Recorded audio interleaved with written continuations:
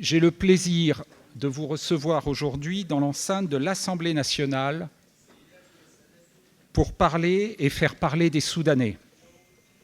Avec ma collègue sénatrice Colombe Brossel, que je remercie, nous avons décidé d'organiser cette conférence parce que nous sentions que les Soudanais de France et les Soudanais du Soudan avaient besoin d'être écoutés, représentés et défendus. Vous êtes nombreux à attendre que les parlementaires français vous soutiennent publiquement et nous voulions vous démontrer aujourd'hui, en organisant cet événement, que les parlementaires français, que la France soutient le Soudan et les Soudanais.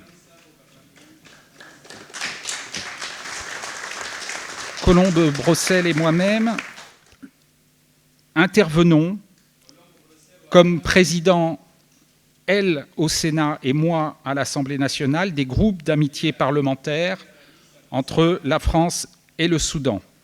C'est en cette qualité de président que nous essayons de sensibiliser nos collègues et l'opinion publique à la souffrance des Soudanais.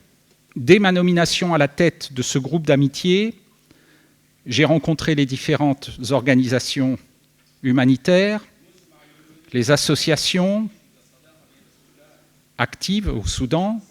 J'ai interrogé les ambassadeurs sur la situation afin de mieux comprendre les raisons et les conséquences du conflit en cours.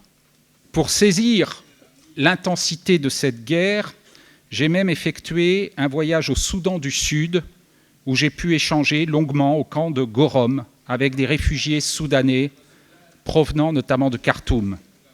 Nous avons régulièrement, ma collègue et moi, interrogé le gouvernement français.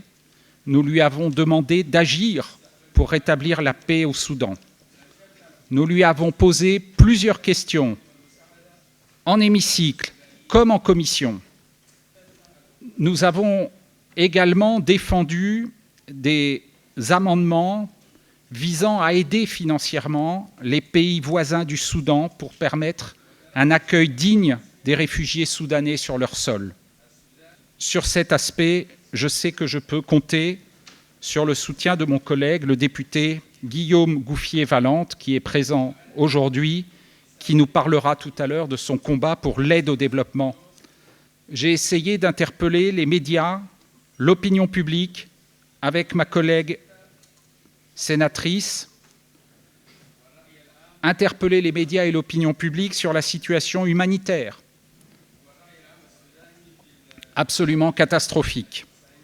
Je continue inlassablement de porter votre voix en prenant des positions parfois non consensuelles.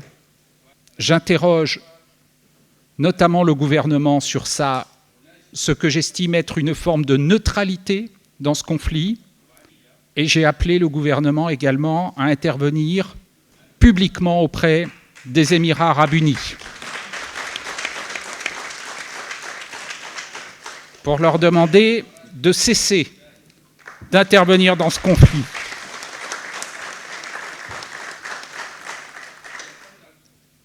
Je vous remercie tous d'être présents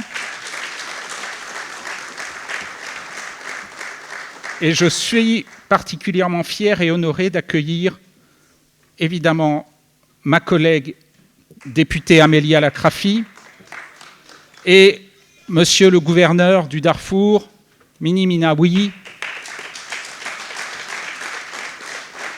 C'est pour moi évidemment une très grande fierté de l'accueillir ici, car je sais combien le Darfour paye un tribut élevé dans cette guerre.